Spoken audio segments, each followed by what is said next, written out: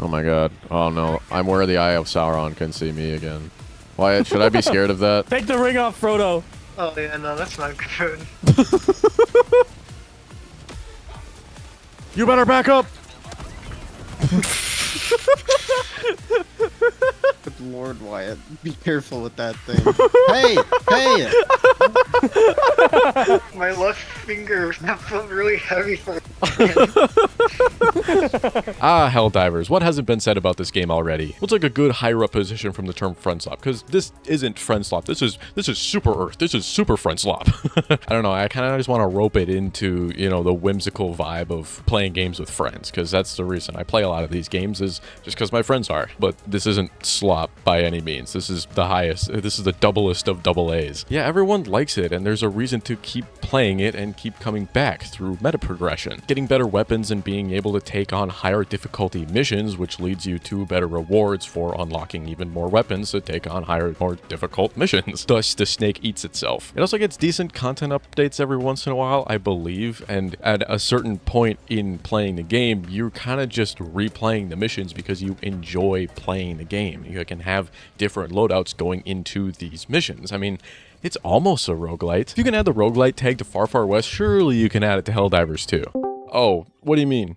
No, it is a roguelite. There's replayability of the same levels with meta progression progressed by replaying those levels. Isn't that basically what a roguelite is? Extraction shooter makes sense. Wait, so what part of the game makes it not a roguelite?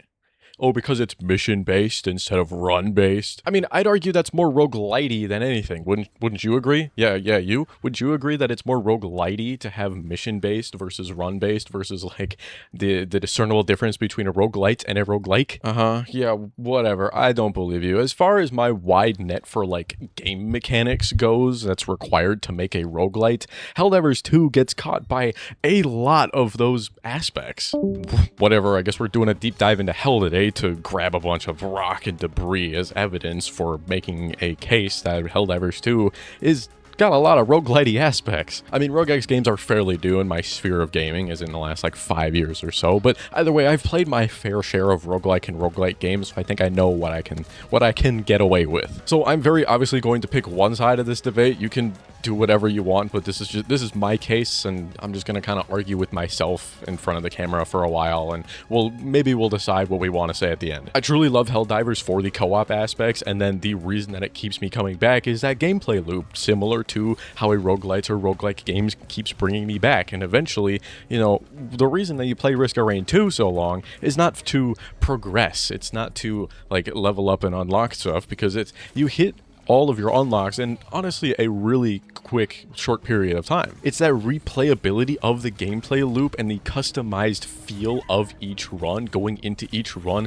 a little bit differently or with a different strategy in mind, that keeps you coming back to those games. And honestly, Helldivers is exactly that. So the gameplay loop makes it really familiar to roguelites, so I guess that's a great place to start. To preface, I am a little passenger princess on the Herald of War, Wings of Gold, or Wings of Redemption, brought to you by my lovely friends who you will hear from throughout this video. We straight up, this is the drunkest I've been all year. We straight up It's the 9th! I drive my car every day without an airbag. I'm fine.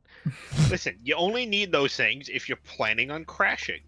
And I don't, even though I tailgate people on the highway on the daily. Those bits may pertain to something, or they might just act as a little like topic transitioner. So I'll definitely be trying to squeeze as many of these clips I can into this video, though not trying to make it too abrupt or disrupting. Anyway, to finish my other thought, I never honestly pilot my own Marshal of Audacity, simply because I don't want to decide where we're going and what we're doing. As long as we don't fight the Terminids, I'm chilling. Hate those bugs. Reminds me of the Varkas from Borderlands 2. Hate those guys as well. Destroy egg. Hello? Egg? Egg? Hello, the market? Egglog? Egglog? The egg? The big egg? Big egg? Whoa! It's Logan! Big egg? Big egg doesn't want Whoa! you to know. Shit's just flying all over the place. I haven't seen one egg yet. Yeah, the concept's really easy. I know you pick one of 3 factions and then you just go to a specific planet and then pick out a certain mission and off you go. Beyond the Terminids though, I'm not picky. I'll do whatever. Doesn't matter what mission type. I've enjoyed everything I've played so far. I'm just here to have a good time. It's like running through a sprinkler.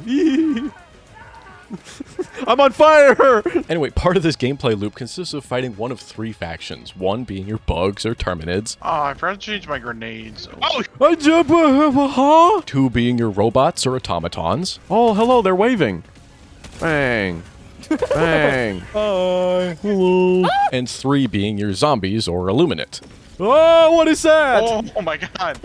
Oh my god, who was that I guy? see the bright light. I'm throwing a grenade. And as far as I'm concerned, you can play through the entire game without fighting all 3 of these factions. Though there is a sort of camaraderie with the community in this game, you might want to be focusing on a specific planet, similar to when Helldivers 2 first came out, and everybody was fighting on Malevelon Creek or something, and fighting against these specific factions, fighting to push back the ever-advancing forces from converging on Super Earth. So you can choose to LARP with the community, or kind of like LARP by yourself and just focus on pushing back one thing. Maybe you really hate the robots. Maybe you just really hate the automatons. So you're specifically fighting against them and eradicating as many as you can. Man, sucks for whoever over there that just had like 3 tanks dropped on them.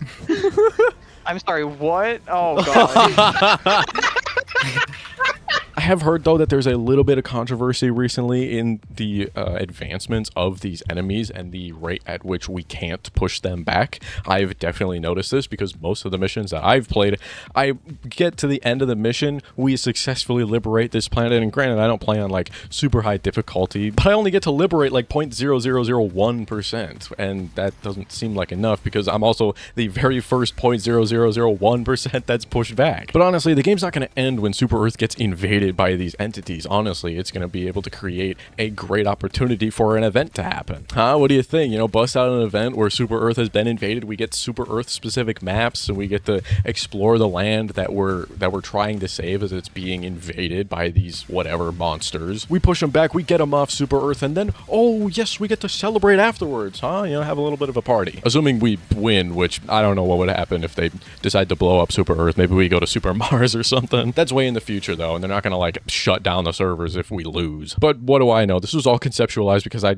needed to go to the Steam homepage for something, and I saw that the reviews were mostly negative recently, and figured I'd, you know, read around, and I got like a glimpse of one review. The gang should know by now, but I don't like really seek out a lot of research topics and, you know, find a lot of sources to report on. I kind of just I'm a bit of a headline reader if I get that far, but most of the time it's just what I think up in my brain and what I hear by, you know, consuming other pieces of media that aren't really news sources. I mainly go off of good vibes and guesses that could almost be mistaken for educated guesses. I just enjoy playing the games, getting some funny moments, and then making a commentary video that gets shot out into the void, and if people watch it, that's fantastic. Kick the grenades back, Matt. Hit E to kick the grenades back. How? E? I didn't get a thing to do that. I didn't get a prompt.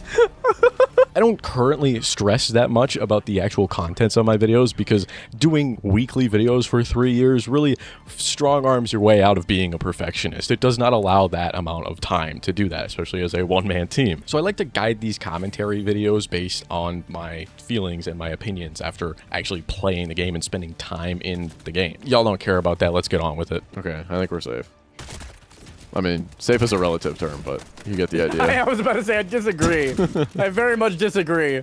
Another huge part of this replayability and gameplay loop is the actual missions themselves. During my phone call with the higher-ups, I was informed why Helldivers 2 is more of a co-op extraction shooter versus a roguelite, because it uses missions instead of runs, and that little technicality is really important. The term run is used in RogueX games, and we'll go into a little bit more detail on that genre in a moment here, but these runs typically consist of multiple themed areas that get incrementally more difficult as you progress through them. During the run, you'll upgrade yourself by picking up items, picking up power-ups, or upgrading yourself, general things like that. For example, in Slay the Spire, this means picking up cards and relics, and in Risk of Rain 2, this means picking up items, and that honestly covers like what 90% of in-game RogueX upgrades are like. Helldivers 2, however, doesn't have these in-run upgrades. It has out-of-run upgrades, which I'll also talk about in a minute, I hope, because I'm trying to stay on track. I'm supposed to be talking about missions right now, but every conversation I start opens up into multiple different conversations that could be had, and if I really just went on every single tangent that came up, it would be an hour long of snaking around and then looping back and then snaking around and then looping back. It just wouldn't make sense, and I'm really trying here. But the key differential between Helldivers extraction missions and Roguelite runs is that these missions are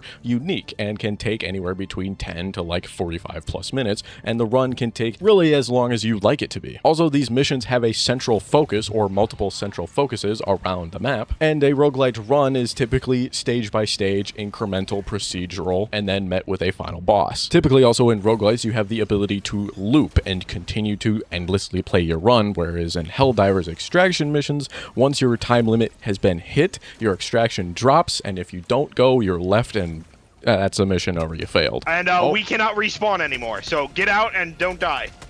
Oh my Opposite of the set time and static difficulty extraction missions is the run that can take as long as you'd like it. Sometimes they ramp difficulty the longer you stay in them, like Risk of Rain 2, or they can simply just take longer if you'd like it to take longer. Slay the Spire 2, especially introducing co-op recently, runs can take 2 to 3 hours. That's assuming you make it to the boss, and also the difficulty doesn't ramp with the amount of time that you spend in it, but it ramps in the progression that you make. Then to wrap up the whole mission versus run idea, we don't have permadeath and losing all of your stuff in a Helldivers mission. You could argue that you do lose things if you fail or don't extract in the mission, but it mainly pertains to the samples that you pick up in those missions, which is only one of like 4 currencies that you can pick up anyway. I really hope that's all I wanted to talk about for replayability. Can you catch me if I fall? I'm a little scared of heights. I'm a little scared of heights right now. I'll catch you.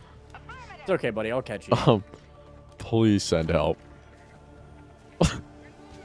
You're so. What the hell, bro? What? You're on your own and you're so. Oh, look out. Oh! I gotta get the hell out of here. Jump. Oh, if only I could jump. That was 100% your fault. You just jumped into my bullets.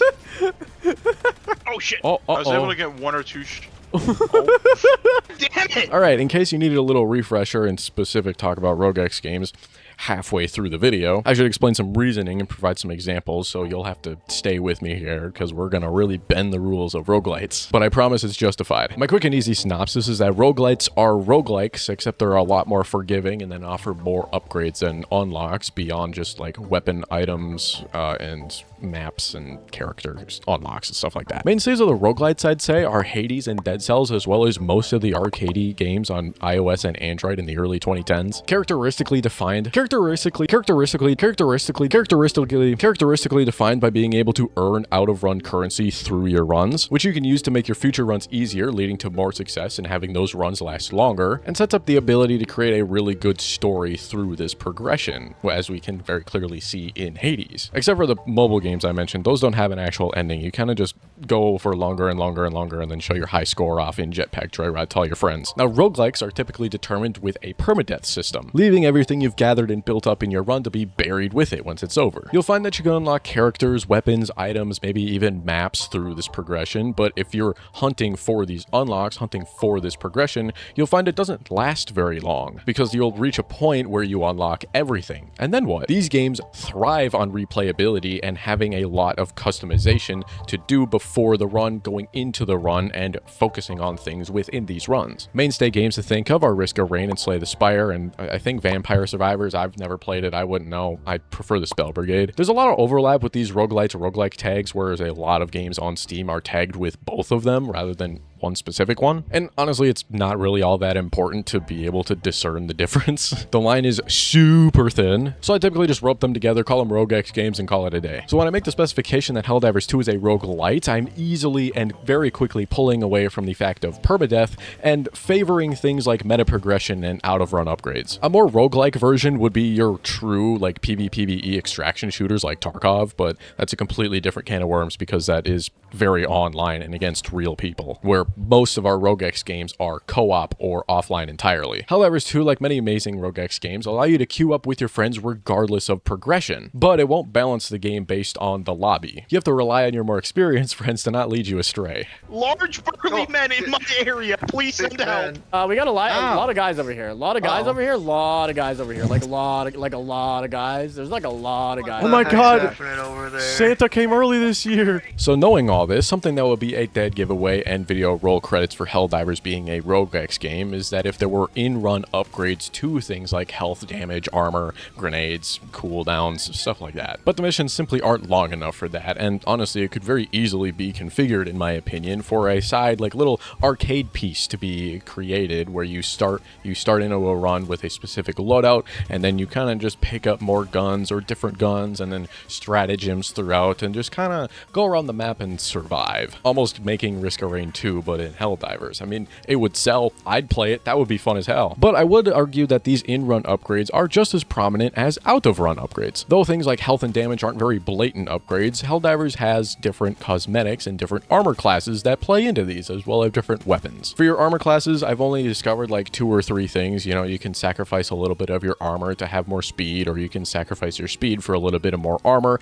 and then these armor things have perks. I currently run something that gives me an extra grenade or 2, but it's not something super polarizing. These are just really small differences. Then on the flip side of that coin, we can talk about weapons, and you can utilize these many different weapon types we have to give yourself the edge and to increase efficiency versus different enemy classes, different factions. Through war bonds, you can unlock these different weapons and armor sets. And with these weapons, they may not be a base level stat increase, but they're just better at different things, and honestly, it's mostly about feel. Though heat weapons are great for destructing robots, I'm pretty sure explosive weapons are great for dealing with a mass area of enemies. And then energy weapons like this scythe that I use a lot are just really good in general. Through playing with these weapons, you get XP for them and they level up. Though you don't get blatant upgrades to stuff like damage, you get some cosmetic stuff, which is a nice little touch. You know, a different skin here, a different sight there. You can look through a little lens a little bit differently. And then there's different grips that can control your weapon spray. But how do you go about obtaining and or purchasing these out of mission items, you're totally asking? Well, with currency you obtain through playing those missions, of course. Items in war bonds can be purchased with medals, which you typically obtain through the completion of missions or personal orders or major orders, and you can find a couple of them throughout the missions. I think these items are honestly a little bit too spendy given the rate at which you get these medals, and especially with the sheer amount of unlocks in these war bonds and the fact that there are 20 plus war bonds, and you don't even get all these war bonds for free. You get one of them, and then you have to get another currency called super credits to unlock these other war bonds. But super credits are even more scarce than the medals because you get them 100 at a time through the war bonds, or you pick up like 10 at a time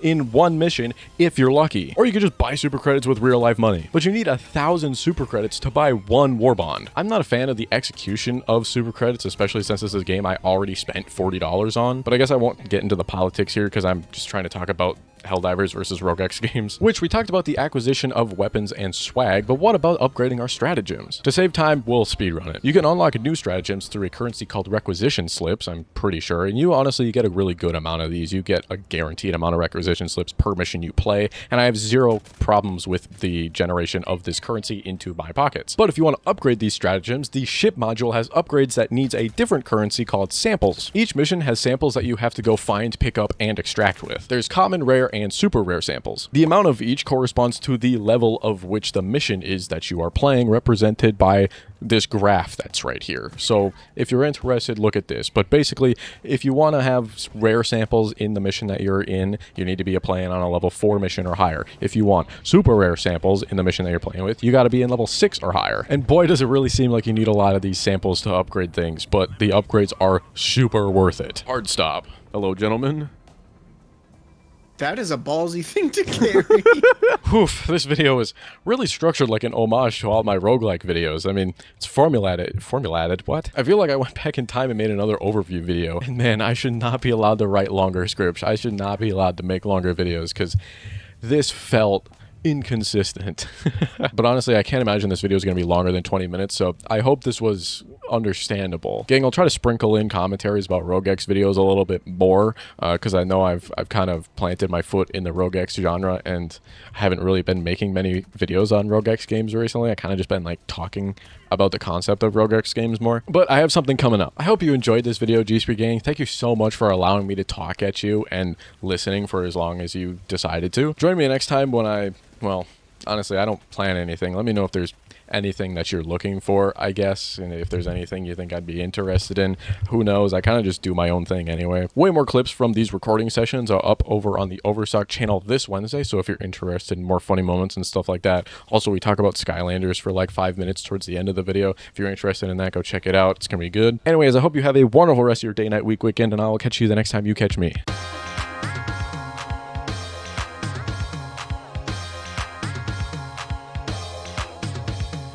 Wait, is size a problem for you, Connor?